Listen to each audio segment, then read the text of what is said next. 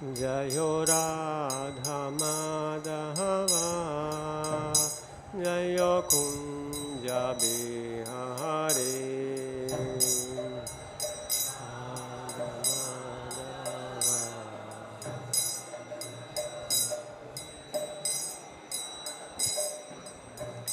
Jayo Radha Madhava Jayo Kunja Bihari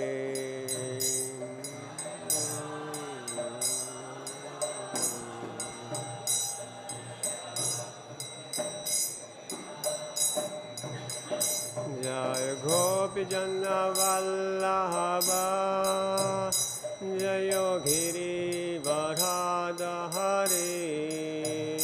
Jayo Giri Varadhari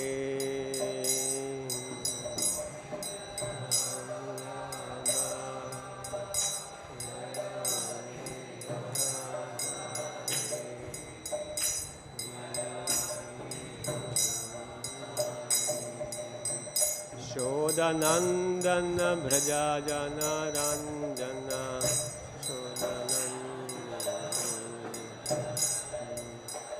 Shodanandana Brajajana Ranjana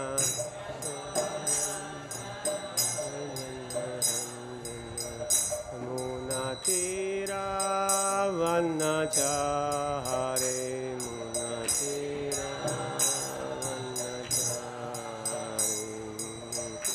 Jayo Radha Madhava Jayo Kunja Bihari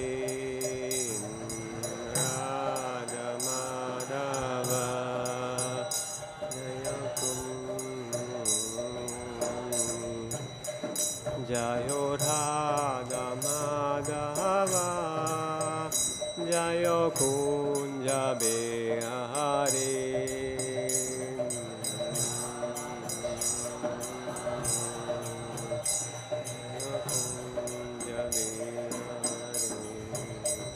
Jai Gopi Jana Vallabha Jayo Giri Varadhari Jayo Giri Varadhari Gopi Jana Vallabha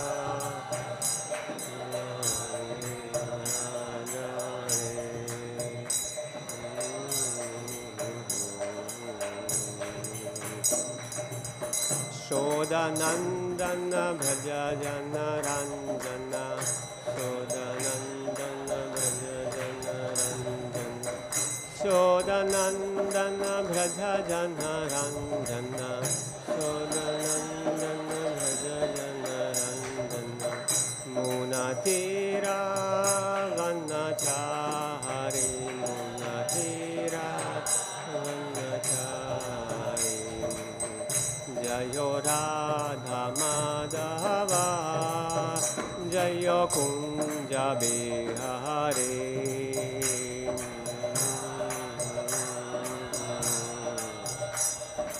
Kunja Bihari Shri Radha Madhava ki jai Srila Prabhupada ki jai.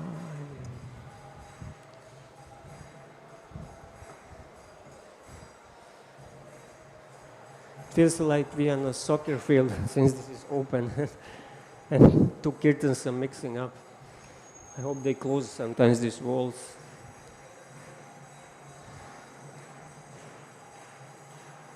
This morning we are reading from Srimad Bhagavatam, Canto 3, Chapter 5, Vidura talks with Maitreya, Shloka 9. Om Namo Bhagavate Vasudevaya.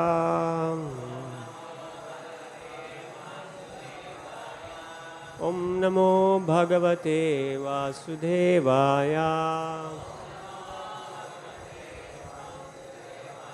Om Namo Bhagavate Vasudevaya.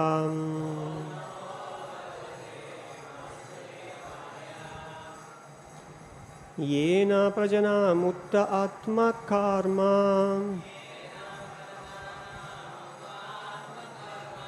Rupa bidhanam cha bidham yadhatha.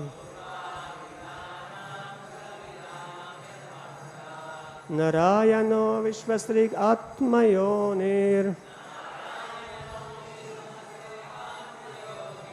Eta Chano Varnaya Vipravaryam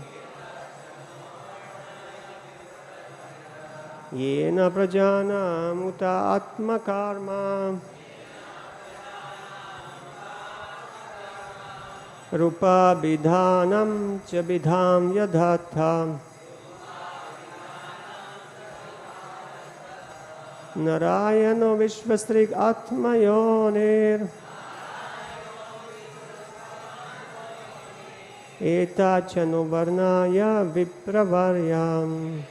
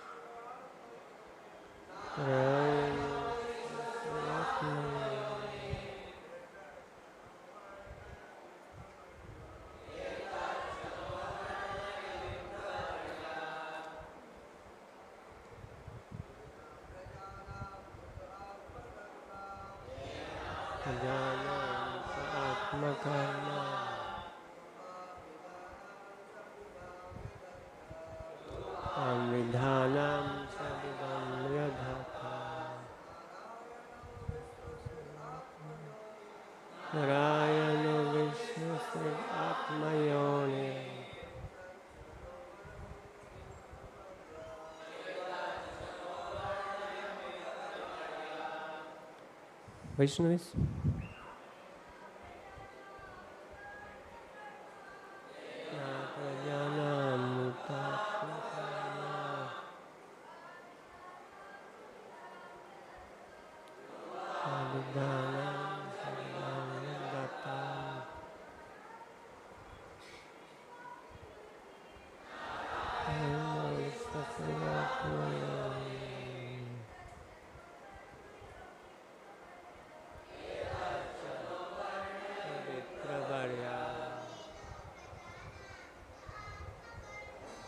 Yena prajanam atma karma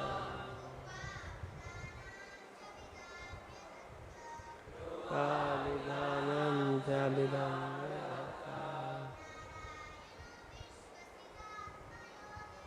Narayanam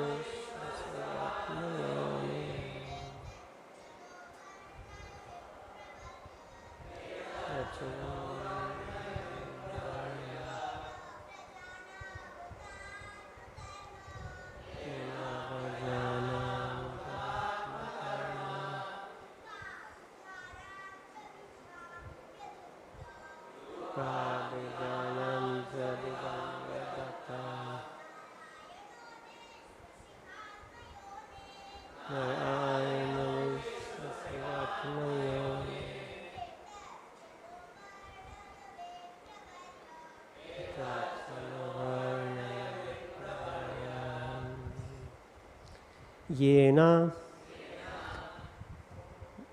by which prajanam of those who are born, uttha, as also atma karma,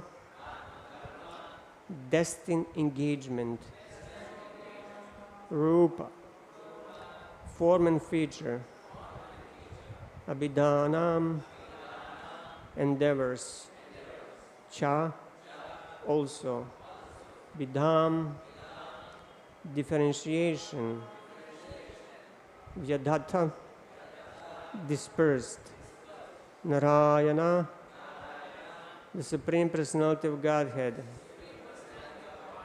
Vishvasrik, the Creator of the universe, Atmayoni, self-sufficient, Etat, all these, Cha, also, Na, unto us, Varnaya, describe, Vipravarya, or chief amongst the Brahmanas. Translation and purport by His Divine Grace, A.C. Bhaktivedanta Swami Srila Prabhupada. O chief amongst the Brahmanas, please also describe how Narayan, the creator of the universe and the self-sufficient Lord, has differently created the natures, activities, forms, and features and names of different living entities. Purport. Every living being is under the plan of his natural inclinations. In terms of the modes of material nature, his work is manifested in terms of the nature of the three modes.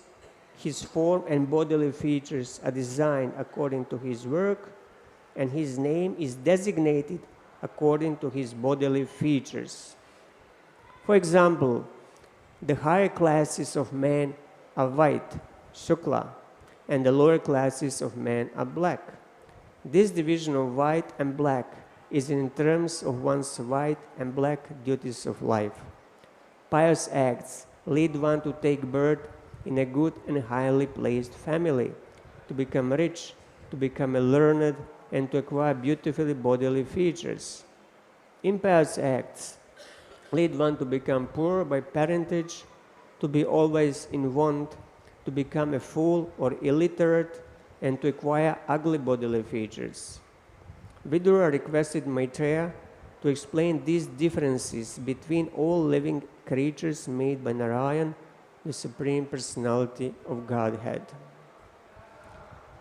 Om Jnanatimirandasya Jnananjana Salakaya Chakshur Unmilitam Yena Tasmai Shri Gurave Namaha Namo Vishnu Padaya Krishna Prishtaya Bhutale Srimate Bhaktivedanta Swaminiti Namine Namaste Saraswati Deve Ghoravani Pracharine Nirvishesha Shunyavadi Paschatya Deshatharine He Krishna Karuna Sindho Dinabandho Jagatpate Gopesha Gopika Kanta Radha Kanta Namostute Tapta Kanchana Gorangir Hade Vrindavaneshwari Vrishabhanu Sute Devi Pranamami Hari Priye Namo Mahavadanyaya Krishna Prema Pradayate Krishna Krishna Chaitanya Namne Gaurat Vishe Namaha Jai Shri Krishna Chaitanya Prabhu Nityananda Shri Advaita Gadadhar Shivasadi Gaura Bhakta Vrinda Hare Krishna Krishna Krishna Hare Hare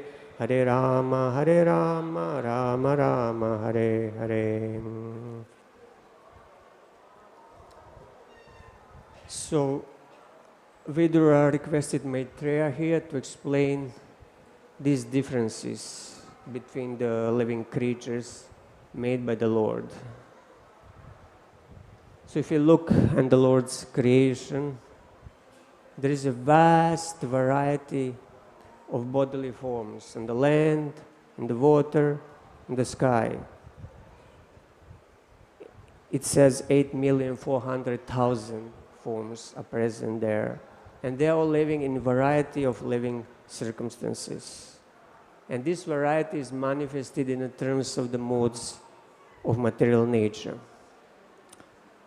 And if we just look within human society, there are also vast differences of living circumstances and vast differences of forms, bodies of humans. So we have different nations, different races, colors, black, white, yellow. Some are very rich, some are very poor, some are educated, some are not educated.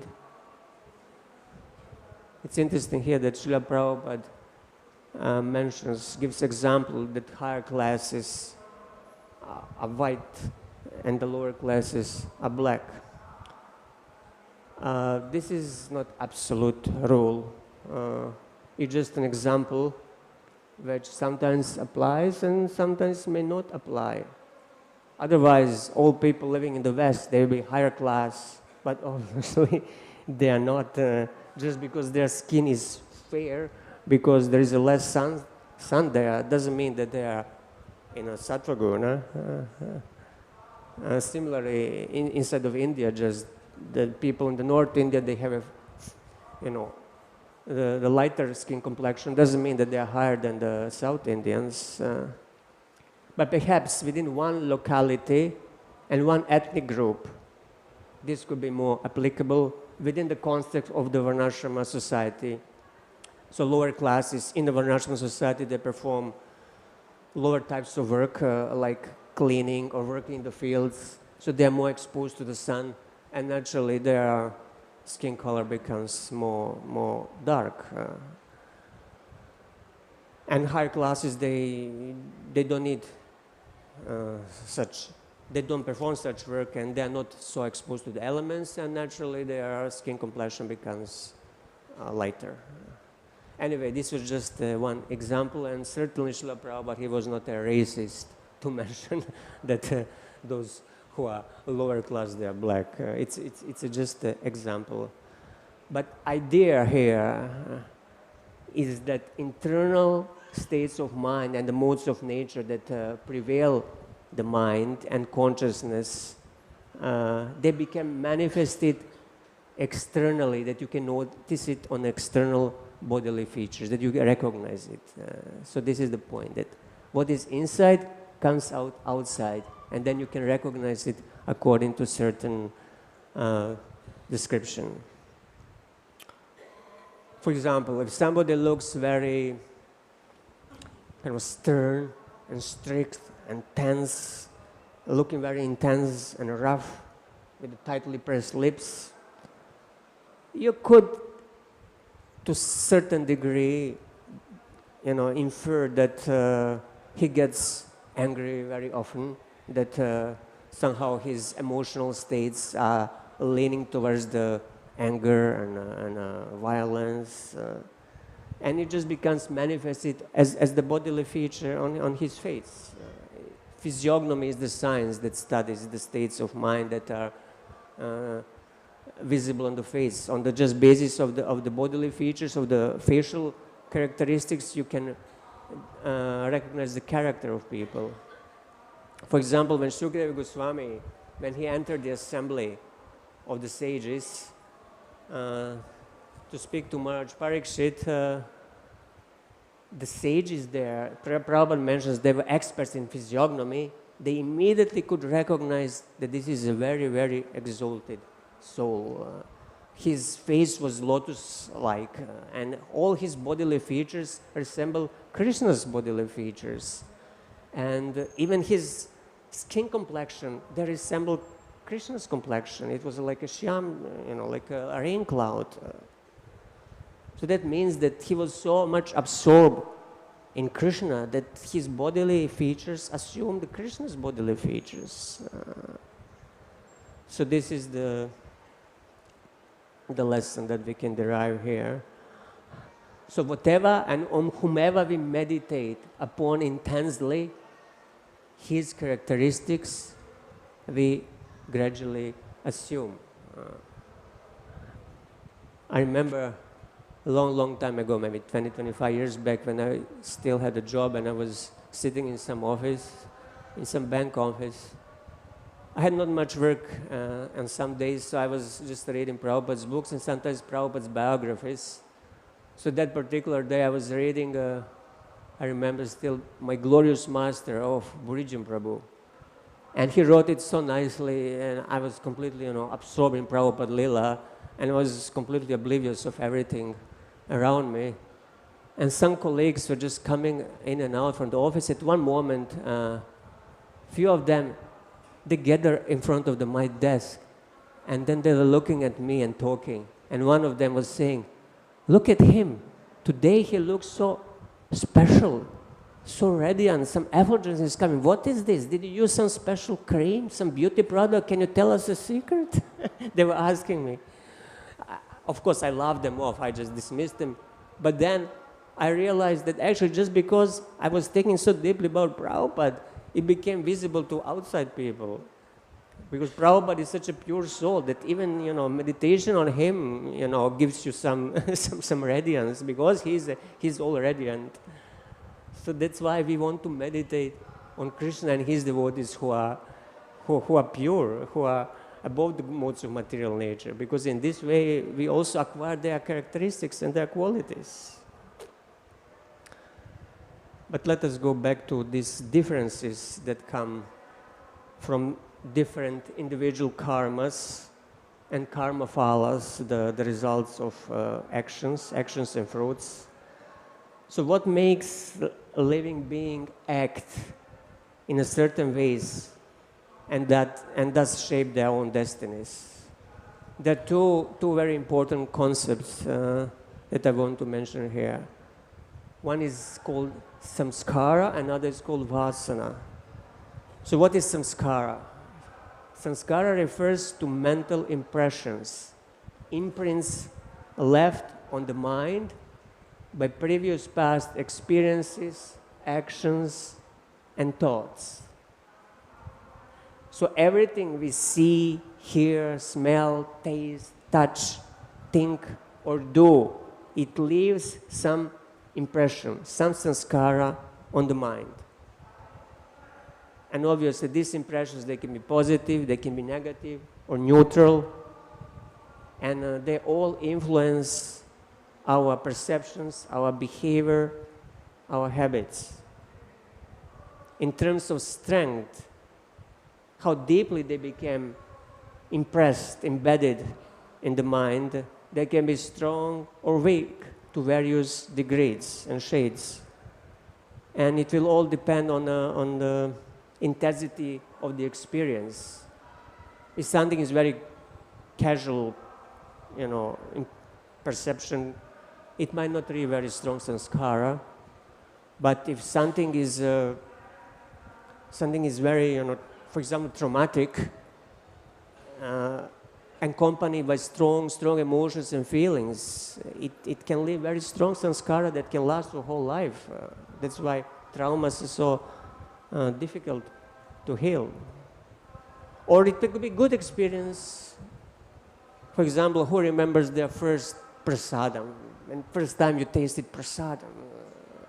For some people, it's something really special that you never experience later, although you ate prasadam many times, but you got so used so much. But first time, it's something special. Or first time you heard the holy name. It leaves, these sort of experiences can leave very, very deep sanskaras. So these sanskaras, they accumulate over the course of one's present life and also over the course of many lifetimes. And they all deeply influence thoughts, desires, reactions, and they often operate on a subconscious level that we are not even aware of.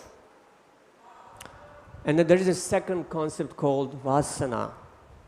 Vasana refers to latent tendencies or inclinations that are stored in the chitta or in subconscious minds, and they arise from sanskaras. So these are basically deeply seated desires, cravings, fears, attachments, aversions, and they'll all drive our behavior. They are often described as the seeds from which desires and actions sprout. And sometimes they're equated to desires. So they shape our motivations, our preferences, actions. And unlike sanskaras, the sanskaras are impressions themselves. The vasanas, they are underlying tendencies and predispositions that emerge from the sanskaras. So basically, sanskara is the cause of the vasana, of the inclinations and tendencies. And both sanskaras and vasanas, they very much influence our present life. For example, if we had some trauma, as I already mentioned, it can very much influence our present day behavior. For example, I know a devotee who has a fear from water. Whenever he's close to the river or lake, he feels some resistance and he feels very uneasy, and he's afraid to go inside. And for a long time he didn't know what is the cause of this. But at one point he did some therapy and past life regression, and then he actually discovered that in a previous life he drowned. And then it was such a traumatic experience that left the deep samskara and deep vasana in his mind, that now he's afraid of water. So in this way, these impressions and desires and inclinations and tendencies, they're carried over many lifetimes. So transcending karma requires transcending these samskaras and vasanas, and that's done by the spiritual practice. And all processes like yoga, like jnana, and of course bhakti, they're aiming to overcome these deeply rooted samskaras and vasanas. Of course, this is much easier to say than to do. Otherwise, everybody would be liberated easily overnight. So let us go a little bit more into the samskaras. There are two types of samskaras and vasanas: inauspicious and auspicious ones. Let's take one example. Let's take the story from Bhagavatam, Ajamil story. Example of inauspicious samskara. When he was a very cultured, young brahmana from the higher class. He was worshipping Lord Narayan, but in the forest he happened to see a low-born man embracing a low-born woman prostitute, and that lusty sight somehow awakened in him samskara that he had from previous life and vasana from the previous life, and he just could not resist. It reinforced his old samskara, and once he acted upon it, meaning when he went after that prostitute and enjoyed with him, he reinforced it so much that he became complete slave. And the rest of his life he spent enjoying with that prostitute. That was the power of that old samskara and vasana that he carried from previous life that almost destroyed his present life. Luckily, he had also a good samskara in the present life, meaning that before this happened, he was nicely educated by his father, so he worshipped the deity of Lord Narayan, and he was chanting Lord Narayan's names. So this also left some impression, some samskara, which was not that strong as the previous one, but still it left impression on his mind.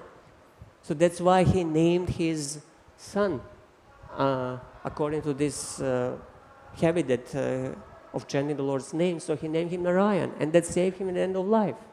So in this way, he was saved by his good samskara, by his good vasana. So beside sanskaras or impressions, which may be accidental or may not be accidental, there will be also deeper cause behind our tendencies, our inclinations, our desires.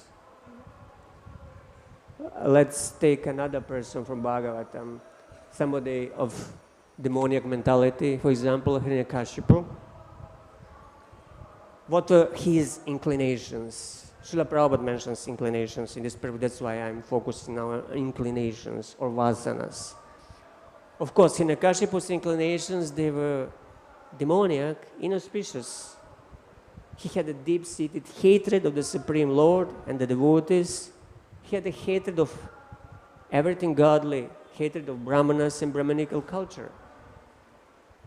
So what was the cause? We don't find any samskara that was the cause of this.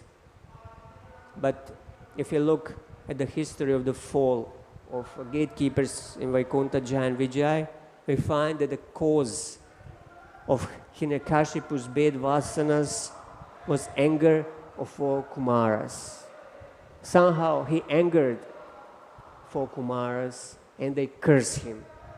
And due to their curse, he attained these bad demoniac inclinations and vasanas. He became a demon.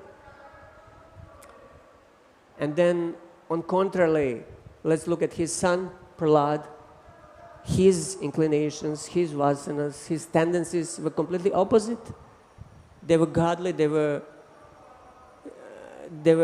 inclinations to chant, hear, and glorify the Supreme Lord. And what was the quote of Prahlad's inclinations?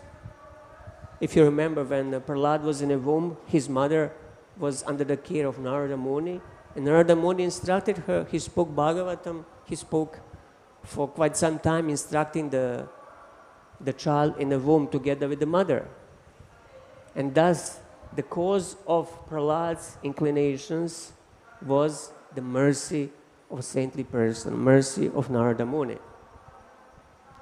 So in this way, we have anger or curse as the cause of bad inclinations, and then mercy of devotee on the other side as the cause of good inclinations. Let's look at another example of a person with the bad inclinations again. In Chaitanya Charitamrita, it's described that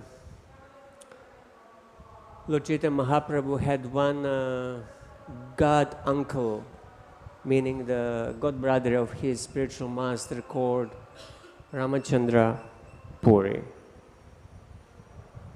So at one point he came to Puri to visit Paramananda Puri, his god brother and disciple of Madhavendra Puri. So they were both disciples of Madhavendra Puri. So when he came, Paramananda Puri, he offered respects at the feet of Ramachandra Puri, because Ramachandra Puri was a senior, and Chaitanya Mahaprabhu also happened to be there. So he also offered obeisances. So Ramachandra Puri embraced both of them. And Srila Prabhupada comments, because Ramachandra Puri was a disciple of Madhavendra Puri, both Paramananda Puri and Chaitanya Mahaprabhu offered him respectful obeisances. Srila Bhakti Siddhanta Saraswati Thakur comments that although Ramachandra Puri was naturally very envious,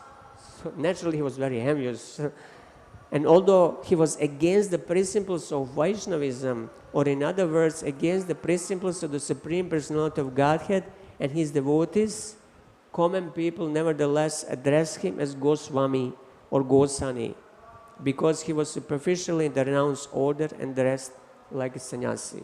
So he was dressed like a sannyasi, but he was very envious and had the demoniac characteristics, demoniac nature that were against the Supreme Lord and his devotees.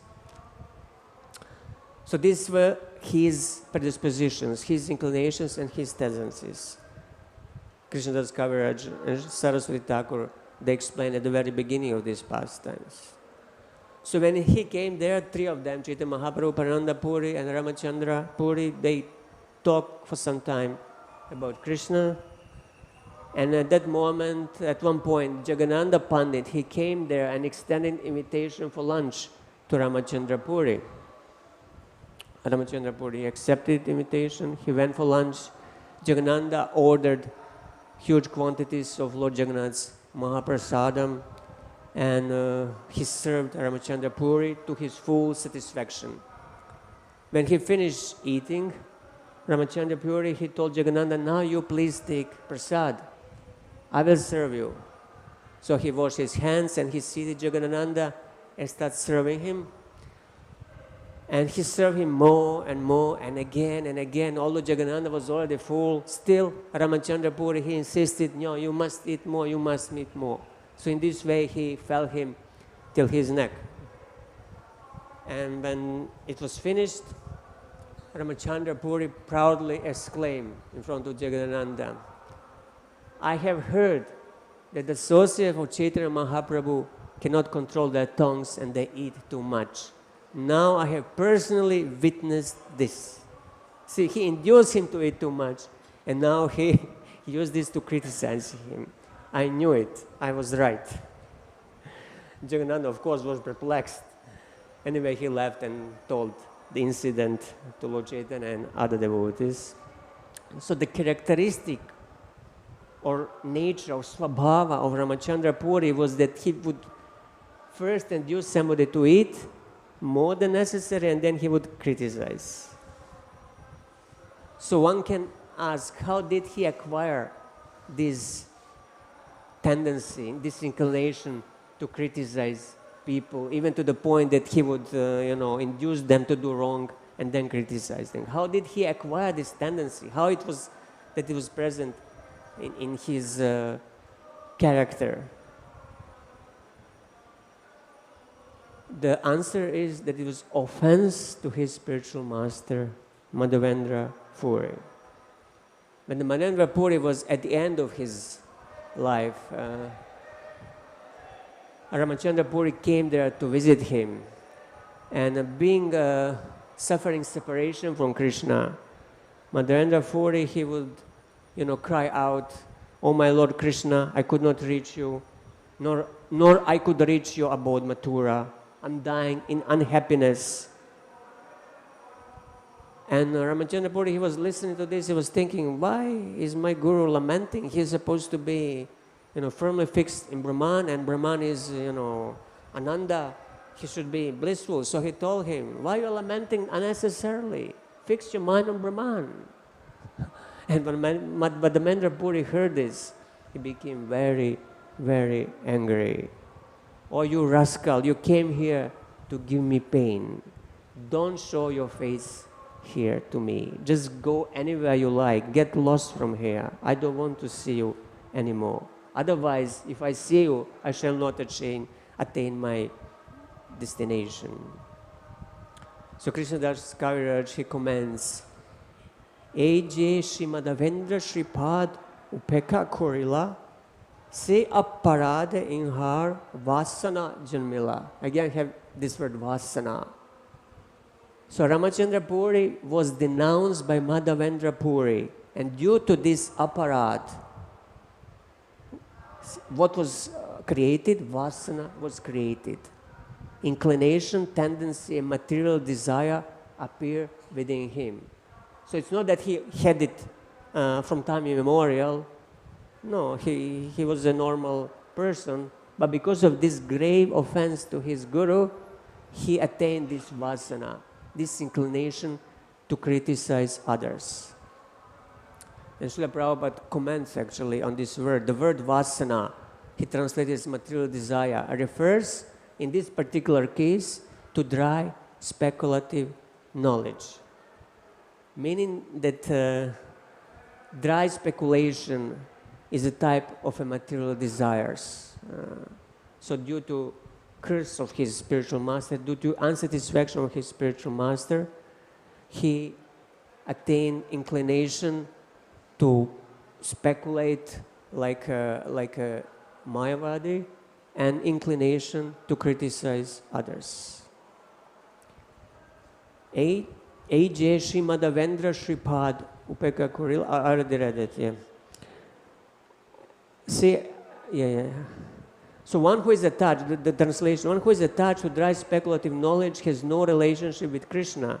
His occupation is criticizing Vaishnavas. Thus he is situated in criticism. So Ramachandra Puri, he became firmly situated in criticism. It became a part of his nature. And Srila Bhaktisiddhanta Saraswati Thakur, he comments on his Anubhashya that Ramachandra Puri had a steady desire to criticize others. It's not that sometimes he felt, oh, let me criticize. No, it was such a strong desire. Day after day he had this desire, and he had to find victims to fulfill his desire. He had to find somebody to fulfill his desire. It was a very strong desire. And then we have another example, god brother of Ramachandra Puri called Ishvara Puri, who became the spiritual master of Sri Chaitanya Mahaprabhu. Contrary to Ramachandra Puri, he performed the service to Madhavendra Puri, even such a menial services at the last stage of his life, like cleaning his stool and urine with his own hand. And also he chanted about the Lord Krishna's pastimes. In this way, he helped Madhavendra Puri remember Krishna, and thus he became greatly pleased with him. And he gave him benedictions that Ishvara Puri, he became ocean of love of God.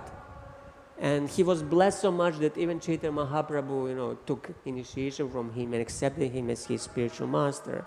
So this is the example of great personalities, benediction and punishment. And they both caused different vasanas, different inclinations. One inclination was for pure love for Krishna, another inclination is for dry speculation and criticism.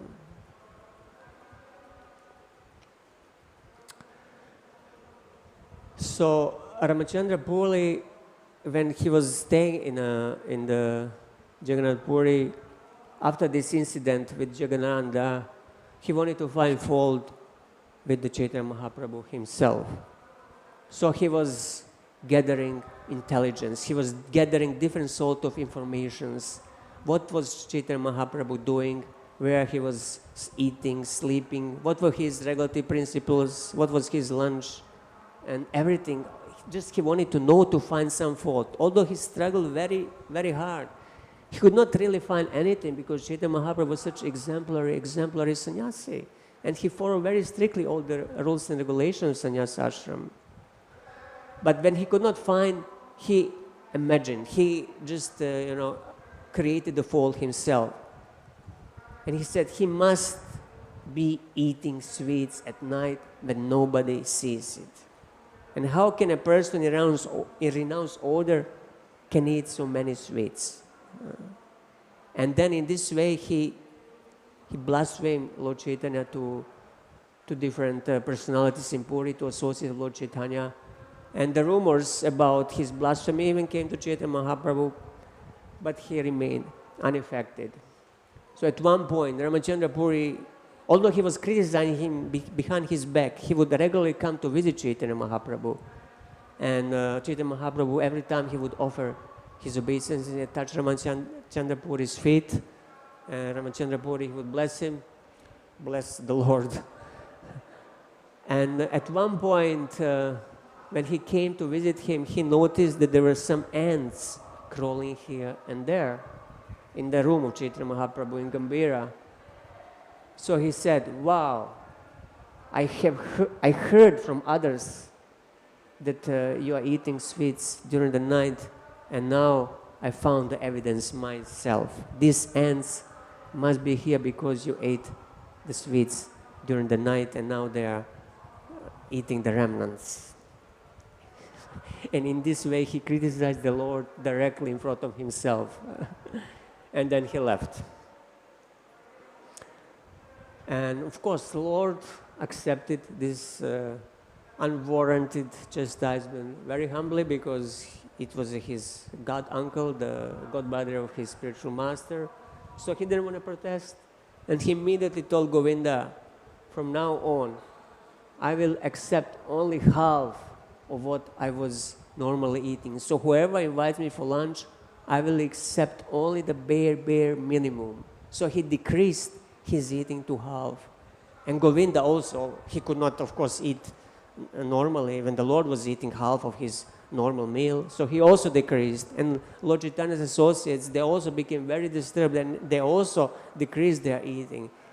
In this way, everybody was very, very much unhappy with Ramachandra Puri and his criticism.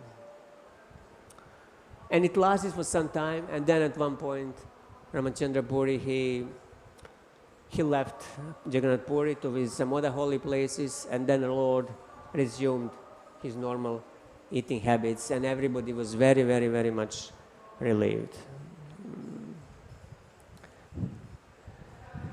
And it's interesting that in the Bhagavatam there is one instruction in 11th canto where Lord Krishna instructs Uddhava that one should not either praise nor criticize the characteristic of activities of others.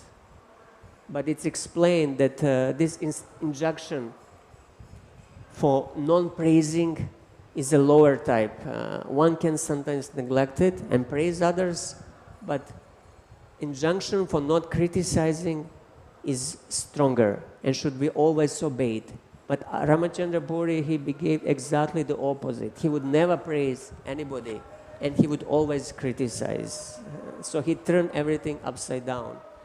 And the result was seen. He became a dry, Mayavadi, dry speculator who lost the mercy of the Lord and his devotees. And on the other side, Ishvara Puri, he became a spiritual master of the Supreme Lord himself. So these are some of the examples of bad samskaras and vasanas that are caused by anger of the Lord and his devotees, and auspicious ones that are caused by satisfaction of the Lord and his devotees. So in this way we can learn from them that we should strictly try not to criticize, because it's also mentioned in the Shastra that by criticizing others we acquire their bad qualities. And in this way we acquire material desires, and that will be cause of our fall down. And on the contrary, if we praise others for their good qualities, we may acquire these good qualities. So we want to attain good samskaras, good vasanas, not bad ones. And these are some lessons that we can learn. Sometimes some devotees think it's their mission to correct everybody and anybody, criticizing for everything and anything, but they don't realize that in this way they might acquire bad inclinations, bad tendencies, which will be very dangerous for their spiritual life. Of course, those who are in a position of authority, like a guru or spiritual master, they might need sometimes to correct. But if it's not our service, our job, we should refrain from criticizing others. Let them do whatever they want to do. Let Krishna and those who are in power for that judge them. Why should I judge them? Anyway, this was just some thoughts about the importance of samskaras and vasanas, or inclinations, because in the purport Prabhupada mentioned these inclinations that are natural inclinations that all living beings have under different modes of material nature. If you have any comments or questions, yes, Gandhari Mataji, and then after that, Prabhu. Thank you. It's interesting you mentioned about the physical features, which we also learned in the previous chapter, that Lord Krishna went to learn in Gurukul, and that was one of the arts that was discussed. So I just want to share this for the benefit of preachers, because I've been doing this, because in basic Ayurveda, you can actually learn this, that simply by looking at a person's features, you can tell their body types, dosas, right?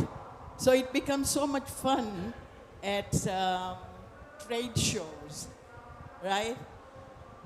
You can sell your books through these different techniques. I used to use palmistry, just basic palmistry, and saying you are predicted in the Bhagavad Gita. And then the basic palmistry will prove that they are actually very pious.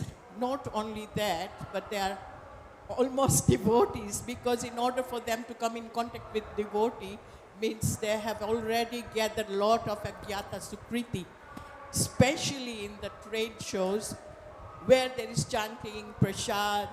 So the point is, I just thought I'd share this regarding physical features and, palmistry and other techniques. And I used to sell Bhagavad Gita like that. Thank you. Thank you.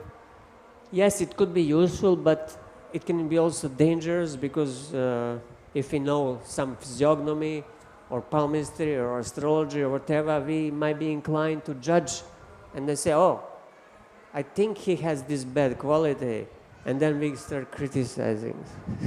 So it should be used very, very carefully, not for criticism. Yes, Prabhu. Hare Krishna. Thank you, Prabhu, for the wonderful class, particularly regarding karma, then samskara and vasana. Now, my question is, when full annihilation takes place, that means everything is gone, no material, it's like material cloud. All the material elements are in unmanifested form. And you said vasana is in chitta, you said samskara is in the mind, and karma, where are they residing? We living entities are still there, but where are these three things residing? Karma, samskara and vasana, when we are, when there is full annihilation taking place. At the time of full annihilation, all living entities, they merge back in Mahavishnu, and they're in a sleeping condition there till the next creation cycle.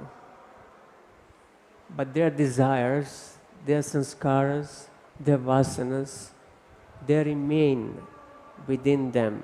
So when the next cycle of creation starts, again, the whole creation is manifested because all these living entities, they have different desires and they want to enjoy the material nature. So it's within the soul. The desire also can be within the soul. It remains there. So on external surface, it looks like it's just in the mind, but it could go much deeper, you know. Thank you, Prabhu. They have desire for enjoyment of the material world, and since these inclinations and tendencies are there, the Lord is so kind to manifest the whole creation, to create the whole world and give them opportunity to enjoy. And then they act in accordance with their tendencies, with their inclinations and their conditioning they had acquired in the previous creation. Is there anything else? Yes, Prabhu.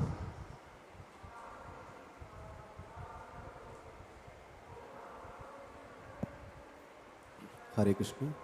I would like to comment on the palmistry part. Just 92, Mahamantra Prabhu, the great book distributor, came to ISKCON. Can you speak a little loudly? Yeah. I would like to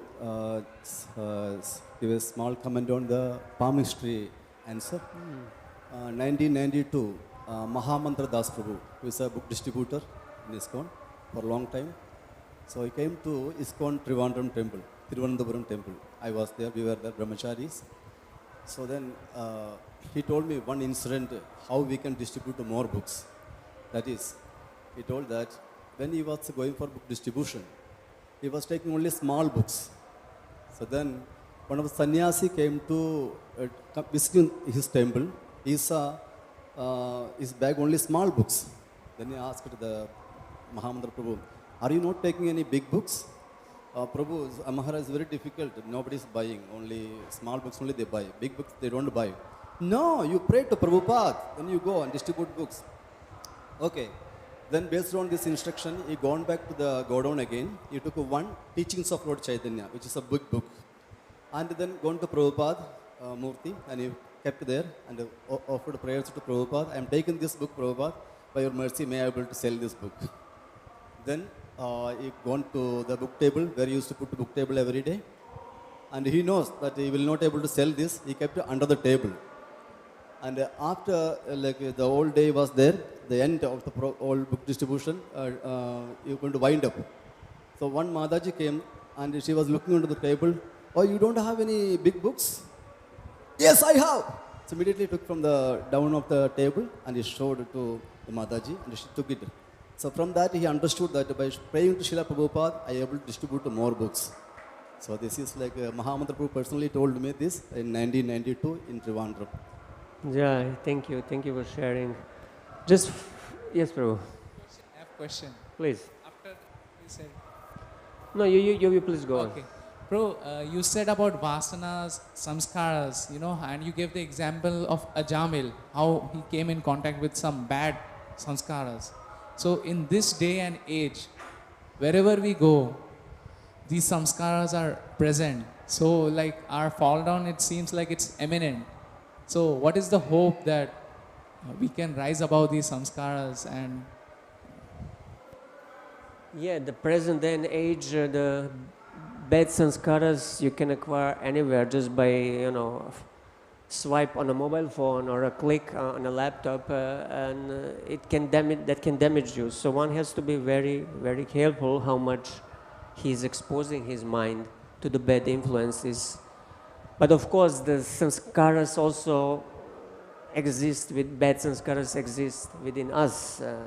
And these external influences, they're just triggers of these bad sanskaras that we already acquired. So what is the hope? Hope against hope is that we have bhakti, the process of devotional service, and we have holy name of the Lord, and they have absolute power to eradicate all bad sanskaras, bad vasanas, and material desires. If we perform devotional service without aparada, without offense. Otherwise, offenses are the cause of more bad samskaras, of more bad inclinations and bad vasanas, like we heard in the example of Ramachandra Puri. So, material desires in themselves are not that big of a problem. Bigger problem is aparada, especially Nama Aparada and Vaishnava Aparada, because they will create deeply rooted material desires within our heart if we are not careful. So we should be strictly careful to avoid the aparada and perform devotional service as sincerely as possible. And then there is every hope that old sanskaras, old vasanas, and all bad material desires, they will be eradicated. Okay, I think we'll stop here. Mataji, you had something? Yes, please.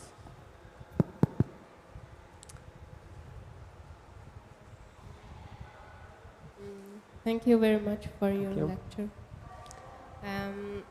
So, actually, it's so bad to criticize other people, and I see this tendency in myself very often. Although I really like people and I really want to help them, it happens so often that I criticize, not to make them bad only, but also I like to help them, but then I see myself criticizing. So how can I understand that it is really not good for anyone to act in this way? Because sometimes I think when people say what I'm doing wrong, I can change myself. So I have to tell people also. But this tendency is wrong. So how Say to correct yourself? yeah, understand you. What you say, sometimes it could be helpful for somebody to change if we not criticize but correct them. But it has to be done in the right manner, with the well-wishing intention, with the real concern for the person, with the love for the person. And then when they feel that you're their real friend, that you're really wishing them well, they might accept. Otherwise, if I just come and slam and they don't even know me and they don't know what I'm all about, they'll just get offended and nothing will happen. They will not change. They will just turn away. So nothing will be achieved. It's interesting to know that Uttamadhikari, he is completely devoid of any desire to criticize others. This is one of the characteristics of Uttamadhikari, pure soul. On that level, he sees no faults whatsoever. Although everybody is full of faults, in material world, everybody is so conditioned, but he doesn't see. He just sees that they are servants of Krishna, parts and parcels of Krishna, and he sees all good in them. And only for the purpose of preaching, he comes down on a Madhyama platform, and then he recognizes, oh, he has this fault or that fault, but he's not seeing it as a fault. He sees it as space for improvement. When we see something in others that we should look at it, oh, here's some space that he could improve. And we should want him to improve. We want him to improve. Generally, when we criticize, we feel good because then we are putting others down and we feel superior. Oh, he has this fault and I don't have it. But actually, quite often, we are projecting our own bad qualities on others. That's why I see in you bad quality because I have it. And then when I point it to you, I feel good because, I feel like superior. I feel like your guru, your spiritual master, and I'm here to tell you, oh, you done bad thing, and I recognized it. No. But of course, there is some need for help, but it should be done really with utmost care, with utmost attention, in a proper way. Otherwise, nothing will be achieved. Only the person will get angry and turn away from us. It has to be done with the well-wishing. So first, before we point the mistake in others, we should examine what is my motivation. And then if we really notice that our motivation is good, that we want they want everything well for that person, then we should ask myself, so what is the way I can help him? If I tell him straight in the face, oh, you're bad, you're this or that, is it going to help? It might not help.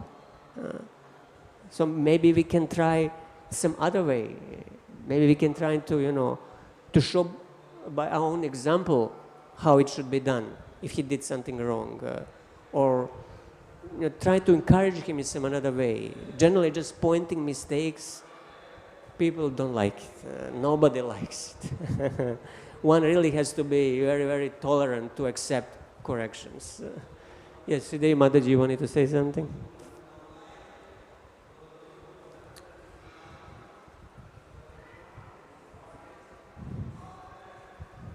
Thank you, Prabhu, for such a thoughtful, thought-provoking class regarding this Mataji's question.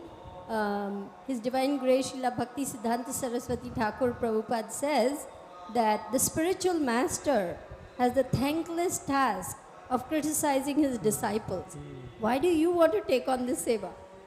So it is actually a very introspective question. Why should we take on this seva? When we are full of faults ourselves, it is better for us to take the humble position and see, I have to learn something from this experience or this encounter. And as Bhakti Tirtha Maharaj says, view conflicts as your own fault first. So what is Krishna trying to teach me when I'm trying to correct others? What is it that I need to actually learn myself? Just wanted to share that. Thank you very much. Thank you very much. All glories to Srila Prabhupada, Srimad Bhagavatam ki jai, Nitai Go Premanande, Hari Hari Bol.